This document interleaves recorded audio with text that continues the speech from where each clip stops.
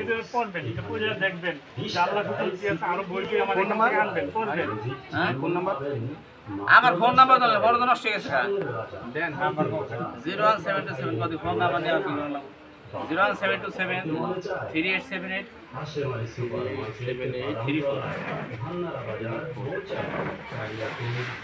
পিতা আবার পিতা নাম লাগবে না, এত কিছু লাগবে এখন সিগনেচার দিয়ে দিয়ে দাও এখন সিগনেচার দিয়ে প্রতিষ্ঠাতা আমার কিছু লাগবে না।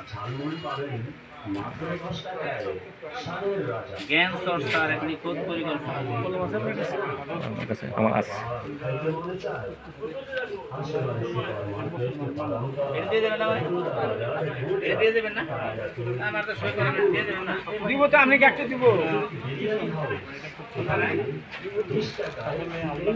জীবনের সর্বক্ষেত্রে আল্লাহ মানার জন্য এখানেই প্রবেশ করে যায়, পুরোপুরি প্রবেশ করে বাড়িতে আপনার অংশ থাকবে।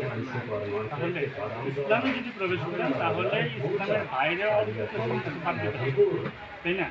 এখন আমরা নামাজ, হজ, যাকাত, তাসবিহ, তাহলিল যা কিছু করতে আমরা কিন্তু আল্লাহর হুকুম রাস্তে এরই গোলামি করতে হবে। কিন্তু এখানে আইন বিধান, বিচার ব্যবস্থা, অর্থনীতি, সমাজনীতি, রাষ্ট্রনীতি, শাসন ব্যবস্থা এবং যা কিছু আছে ওইটা কিন্তু আমরা আল্লাহর হুকুমে বাংলাদেশে বা বর্তমান বিশ্বে প্রায় হচ্ছে না। এখানে আল্লাহর হুকুম ছাড়া যে অন্য কোনো হুকুম মিশ্রিত করে দুনিয়ার জীবন চালায় আর আখিরাতের জন্য বলি যে শুধু আল্লাহর হুকুম মানবো, নামাজ পড়তে হজ জাকাতে, তাহলে পুরোপুরি আল্লাহর হুকুম হচ্ছে না, মিশ্রিত হচ্ছে। মিশ্রিত হচ্ছে না আমাদের জীবনের সাথে।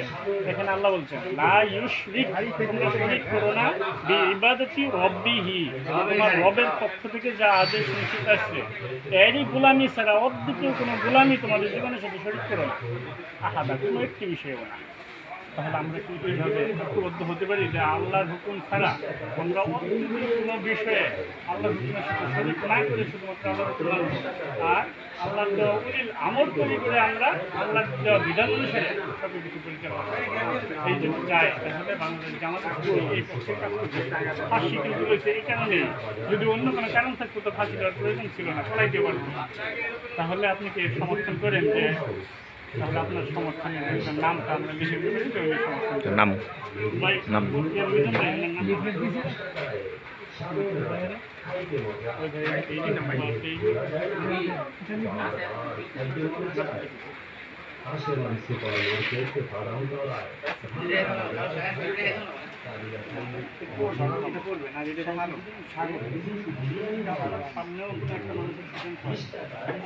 আমি সদস্য, আমাদের বন্ধু সহযোগিতা আপনাকে ইনশাল্লাহ আমরা লড়ে আসবো।